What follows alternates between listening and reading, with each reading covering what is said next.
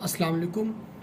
Today we are going to start the second chapter of chemotherapeutic drugs, which is regarding the protein synthesis inhibitor. तो इस chapter में हम वो drugs को देखेंगे जो कि प्रोटीन सिंथेसिस को इनहिबिट करके और वो माइक्रोब्स को किल कर रहे हैं. तो इसमें बस टेट्रासाइक्लिन्स हैं, मैक्रोलेट्स हैं, क्लिंटामाइसिन है, क्लोरामोफेनकोल्स है, लेंसोलेट्स हैं. हम उन सबको देखेंगे. ठीक है. अच्छा, अब इन ड्रग्स को ना हमने इनके मोड ऑफ एक्शन पर मैंने इनको दो पार्ट्स में डिवाइड कर दिया पहले से, ताकि आप लोगों के लिए इसको ना मोड ऑफ एक्शन को याद करना ईजी हो जाए. ठीक है. तो हम ना पहले यहाँ पे स्टार्ट करते हैं इसको ना मैंने दो पे पार्ट में डिवाइड कर दिया. अच्छा, प्रोटीन के पता है कहाँ से मुझे, राइबोसोम से. और राइबोसोम के दो सब यूनिट्स होते हैं. ठीक है. तो अब जो माइक्रो ऑर्गेनिज्म में इसके होते हैं, एक 30S सब यूनिट, या आप लोग सब कुछ पढ़ सकते हैं. 30S होता है और एक होता है 50S. ठीक है ना. तो जो 30S को इनहिबिट करेंगे वो हमने एक तरफ करेंगे, जो 50 को करेंगे ये एक तरफ, और यही इनका मोड ऑफ एक्शन है. तो ये आप लोगों के लिए याद करना ईजी रहेगा. अच्छा, 30S का ना इस चैप्टर में एक ही है, और वो है हमारे पास टेट्रासाइक्लिन. 50S वालों को भी साइड पर रहेंगे, इसको हम बाद में देखेंगे इसमें कौन कौन से आते हैं. हम पहले इस टेट्रासाइक्लिन को ही पढ़ लेते हैं ये क्या चीज़ है. अच्छा, ये टेट्रासाइक्लिन है, इसमें हमारे पास है 4 मेन आती है इसकी, लाइक इसकी जो फर्दर क्लासिफिकेशन है इसमें जो 4 टाइप की है वो आती हैं. ठीक है. एक हम कहेंगे टेट्रासाइक्लिन, एक होगी हमारे पास डॉक्सीसाइक्लिन, एक होगी मिनोसाइक्लिन, और एक होगी डेमिक्लोसाइक्लिन. ठीक है. इनके वो कम्प्लीटली नेम्स जो है वो आपकी बुक में लिखे हुए हैं, वो आप लोग वहाँ से देख भी लेंगे. अच्छा, अब जो है वो मैं ना आपको पहले इनका स्पेक्ट्रम बता देता हूँ कि मतलब इनको हम किसके अगेंस्ट यूज़ कर रहे हैं, इनके यूजेस क्या है. तो टेट्रासाइक्लिन के लिए ना इसके काफ़ी ज़्यादा है. उसके लिए ना निमोनिक है एक, कि वैक्यूम टेट्रासाइक्लिन, हम कह रहे हैं टेट्रासाइक्लिन वैक्यूम हर बेडरूम. ये सिंपल सा निमोनिक है. कैसे है इसकी, क्या है जी. V is for the Vibrio cholera, A is for acne, C will be for the chlamydia infections, U will be for the urea plasma infections, M will be for the mycoplasma pneumoniae, E will be for sorry इसमें ई नहीं हमने use करा है, vacuum तक होगा, sorry. फिर H is for the H pyloric infections like the GIT में ulcers वगैरह आ जाएंगे. और this B will be for the Brucella infections and R will be for the rickettsia infection. तो इस सब के अगेंस्ट हम इस टेट्रासाइक्लिन को यूज़ करेंगे. ये आपने याद कर लेना है. बाकी इनके तो थोड़े थोड़े से हैं, तो वो अपने वैसे याद करेंगे, निमोनिक्स की जरूरत है ही नहीं. और ये डॉक्सीसाइक्लिन है ना, इसका ये है कि इसको हम यूज़ करते हैं ऑल्टरनेटिव टू मैक्रोलेट्स इन निमोनिया. ठीक है. निमोनिया में यूज़ करें ऑल्टरनेटिव टू मैक्रोलेट्स. मैक्रोलेट्स भी हम आगे पढ़ते हैं तो आपको आइडिया हो जाएगा. उसके अलावा इसको लाइम डिजीज़ में, ये यूजेस बहुत इंपॉर्टेंट है, ये MCQ में बहुत पूछते हैं. उसके अलावा इसको मलेरिया में और एमीबियासिस में. ये हो गया हमारे पास डॉक्सी के यूजेस. फिर मिनोसाइक्लिन, तो M for minocycline, M is for the meningococcal carrier state. मेनिंजियोकोकल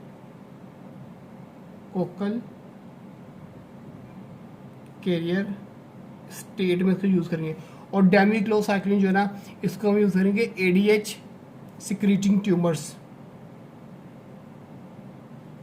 मतलब जिस पर्सन को ADH सिक्रीटिंग ट्यूमर्स हो गए ना, वो उसमें ADH की प्रोडक्शन बहुत ज़्यादा हो रही है, तो उसको हम ये डेमिक्लोसाइक्लिन देंगे इसके वो ट्रीटमेंट के तौर पे. तो ये हमारे पास इन चारों के आगे यूजेस. अब हम नेक्स्ट मूव कर लेते हैं कि इसकी जो टेट्रासाइक्लिन है, इसकी इनकी फार्माकोकाइनेटिक्स क्या है.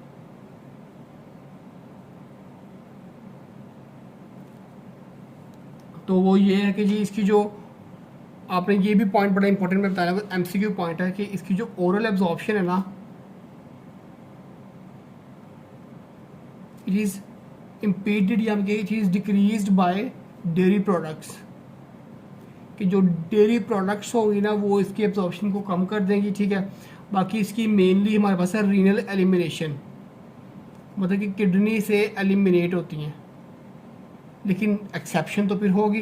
एक्सेप्शन है हमारे पास दो की, डॉक्सीसाइक्लिन और टिग्गीसाइक्लिन. ये टिग्गीसाइक्लिन ये इस मिनोसाइक्लिन का एक डेरिवेटिव है. ठीक है. तो ये जो दो है ना, ये एलिमिनेट होती है कहाँ पे, फीसिस में. बाकी सारी किडनी से जाएंगी यूरिन में, और ये दो जो है फीसिस में लिमिट होगी। ये एमसीक्यू पॉइंट आपने देख लेना। फिर आता है हमारे पास कि ये हमने पढ़ लिया इसका, और मोड ऑफ एक्शन 30 या सब यूनिट पे आके इनहिबिट करना है इस तरह का। फिर इसकी रेजिस्टेंस, तो रेजिस्टेंस क्या आती है हमारे पास, formation of ribosomal protection proteins, ये प्रोटीन्स बनाते हैं राइबोसोमल प्रोटेक्शन प्रोटीन, जो कि इसको वो ड्रग को काम नहीं करने देती, ठीक है।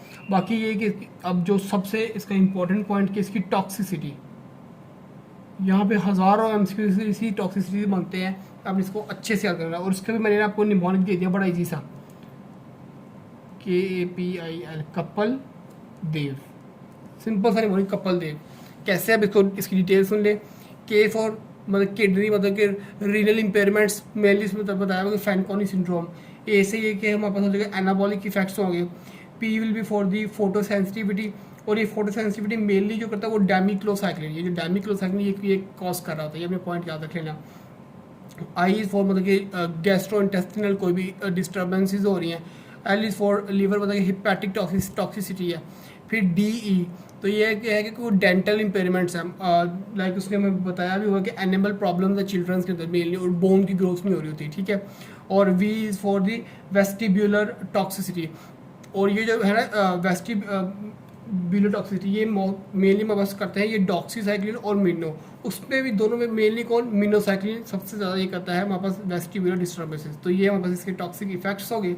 यहाँ पे हमारा जो है वो टेट्रासाइक्लिन क्लियर हो गया। अब हम नेक्स्ट मूव करते हैं जो कि 50 या 70 को इनहिबिट कर रहे थे, ठीक है। अब उनको हम टर्न बाय टर्न देख लेते हैं। सबसे पहला हमारे पास आ गया मैक्रोलेट्स। अच्छा, मैक्रोलेट्स में पहले तो इसकी हम वो देख लेते हैं, इसकी क्लासिफिकेशन जैसे हमने टेट्रासाइक्लिन देखी थी, ठीक है। तो उसमें आ रही थी एक एरिथ्रोमाइसिन, फिर आया था हमारे पास एजिथ्रोमाइसिन,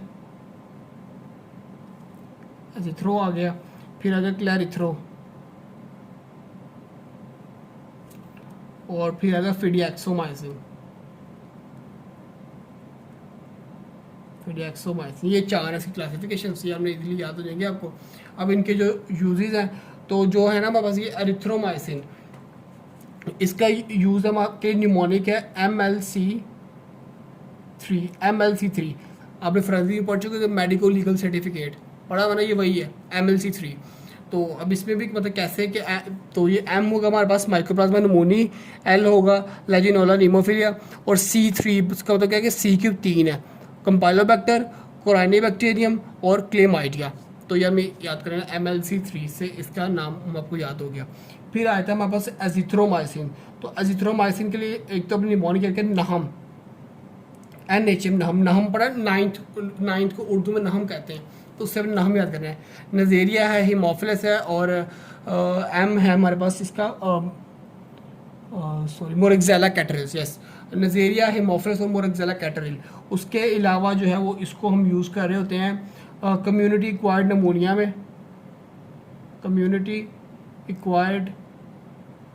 नमोनिया में, और उसके अलावा जो है इसको हम गोनोरिया में भी यूज़ कर रहे होते हैं, ठीक है। इन तीन में इसको यूज़ करें। फिर आया था हमारे पास क्लैरिथ्रोमाइसिन। तो ये जो क्लैरिथ्रोमाइसिन है, इसको जो हम यूज़ करते हैं against the Mycobacterium avium complex. तो ये एड्स से रिलेटेड सारा कुछ होता है इसका, ठीक है। फिर आता है फिडिएक्सोमाइसिन। तो फिडिएक्सोमाइसिन को हम यूज़ करते हैं अगेंस्ट दी कोलेस्ट्रेडियम डिफिसिल के अगेंस्ट। ये इसके इन चारों के यूजेज हो गए मैक्रोलेट्स के। अब हम नेक्स्ट आते हैं इसकी फार्माकोकाइनेटिक्स के ऊपर।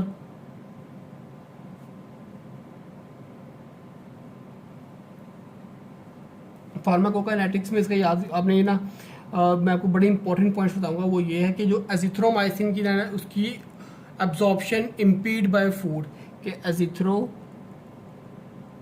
की जो एब्जॉर्प्शन है it is decreased bye food. ये MCQ पॉइंट है कि एजिथ्रो की एब्जॉर्प्शन जो है वो फूड से डिक्रीज हो जाती है, ठीक है।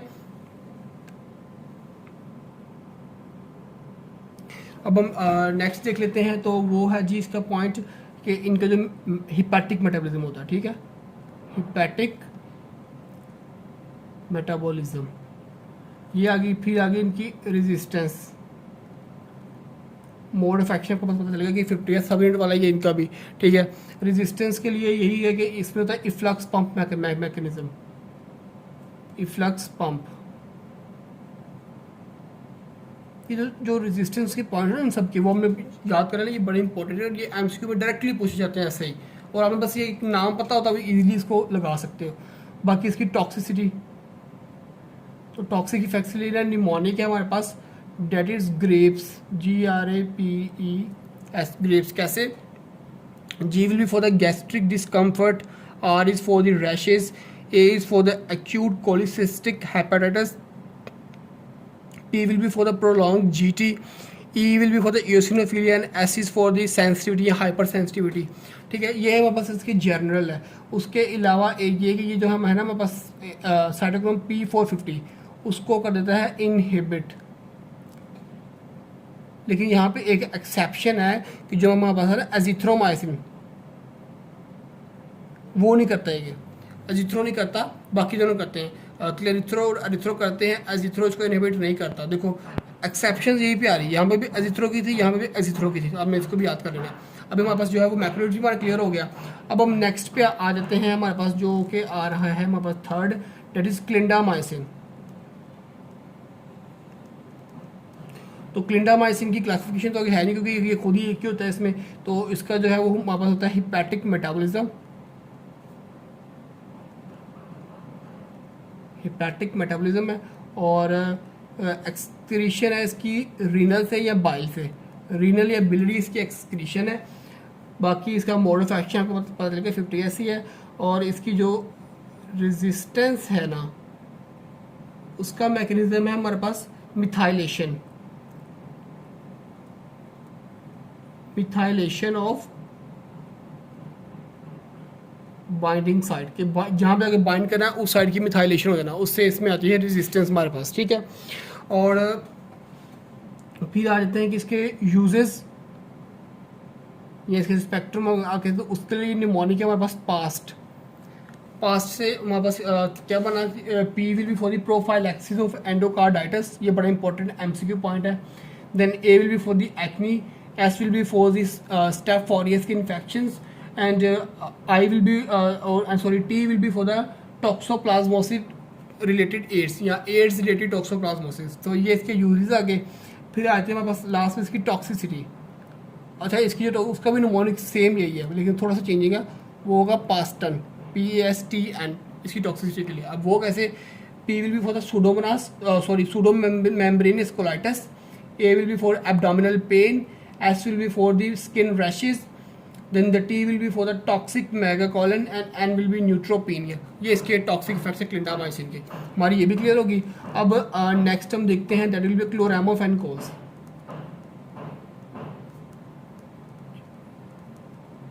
क्लोरामोफेनिकोल्स, तो ये क्लोरामोफेनिकोल है ना, एक तो ये पॉइंट के these are the drug of choice in salmonella infection.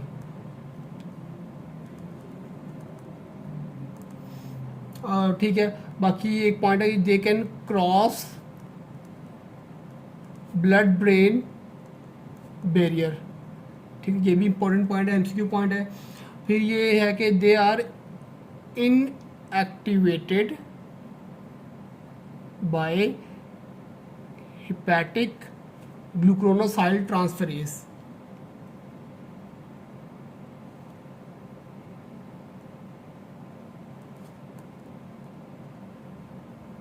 Hepatic glucuronosyl transferase को इनहिबिट कर देता है, इनएक्टिवेट कर देता है, ये इनहिबिट आप कह सकते हैं, ठीक है।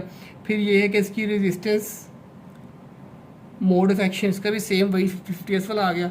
रेजिस्टेंस इसकी आ जाएगी हमारे पास प्लाज्मिड मीडिएटेड। अभी एमसीक्यू में आएगा जिसकी रेजिस्टेंस कैसे होती है, क्लोरामोफेनिकोल, वो डिफरेंट ऑप्शन हो गए। आप सिंपल देखें, जो प्लाज्मिड वाली ऑप्शन है आपने उस पर क्लिक कर देना है, प्लाज्मिड मीडिएटेड। ये एमसीक्यू बहुत ज़्यादा आते हैं रेजिस्टेंस के। फिर आते हैं इसके यूजेस,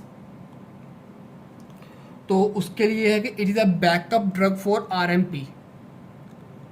RMP निमोनिक है, RMP का मतलब क्या, R is for rickettsia, M is for meningitis, and P is for the pneumonia. इन तीनों में ये बैकअप ड्रग है, यही इसका यूज़ है। और इसकी जो टॉक्सिसिटी है ना, उसके लिए निमोनिक है smart boy in girls hostel. कैसे मैं उसकी डिटेल्स बताऊं, तो हमारे पास जो होगा इसमें पहला S, this S will be for super infection like candidiasis, ठीक है। देन आ जाएगा हम बी के ऊपर, B will be for the bone marrow infection, जिसमें आपको लिखते थे ए प्लास्टिक एनीमिया है या पैनसाइटोपेनिया, मतलब कि डिक्रीज लेवल आरबीसी के, डब्ल्यूबीसी के, वो सब कुछ आ जाएगा। Then this I will be for the irritation, GID की इरिटेशन आ सकती हैं। Then this G is for the grey baby syndrome. अब इस ग्रे बेबी सिंड्रोम में क्या होता है कि हमारे पास ना बेबी की जो होती है वो स्टीराइल होती है गट, उसमें ना हिपैटिक ग्लूकोसाइल ट्रांसफरेज एंजाइम नहीं होगा। तो जब वो एंजाइम नहीं होगा, वो एंजाइम क्या करेगा, इसको इनहिबिट करेगा, तो इसको इनहिबिट या इनएक्टिवेट नहीं कर पाएंगे और इसकी तो हो जाएगी टॉक्सिसिटी। तो ये होगा ग्रे बेबी सिंड्रोम। और एच जो है हमारे पास, it will be for the hypersensitivity. तो ये आगे इसकी टॉक्सिसिटी भी क्लियर होगी। अब हमारे पास जो है वो लास्ट रह गया, उसको हम यहाँ पे कर लेते हैं, दैट इज लेंजोलिड, ठीक है। तो ये जो लेंजोलिड है ना, इसमें मैं आपको जल्दी से बताया था उसका कि इसको हम यूज़ करते हैं against methicillin resistant staph aureus, sorry methicillin resistant staph aureus के अगेंस्ट। फिर होता है हमारे पास पेनिसिलिन रेजिस्टेंट स्ट्रेप्टोकोकस निमोनिया के अगेंस्ट, और वैंकोमाइसिन रेजिस्टेंस इंटेरोकोकाई। इन तीनों के अगेंस्ट इसको हम यूज़ कर रहे होते हैं। बाकी ये इसका मैकेनिज्म ऑफ एक्शन वही है 50S वाला। इसकी जो रेजिस्टेंस है that is by the decrease affinity for binding site, कि बाइंडिंग साइट के लिए जो उसकी वो एफिनिटी हमारे पास जो कम हो जाती है। और बाकी यही है कि इसका मेटाबॉलिज्म होता है हिपैटिक, और टॉक्सिसिटी इसकी इंपॉर्टेंट है। और इसके लिए मैंने निमोनिक बना दिया आपको क्या, एसटीएन। एसटीएन से क्या, S is for serotonin syndrome, T will be for the thrombocytopenia, N will be for the neutropenia. ये थ्रोम्बोसाइटोपेनिया और न्यूट्रोपेनिया, इन से हमारे पास जो बोन मैरो की सुप्रेशन होगी वो सब कुछ आ जाएगा।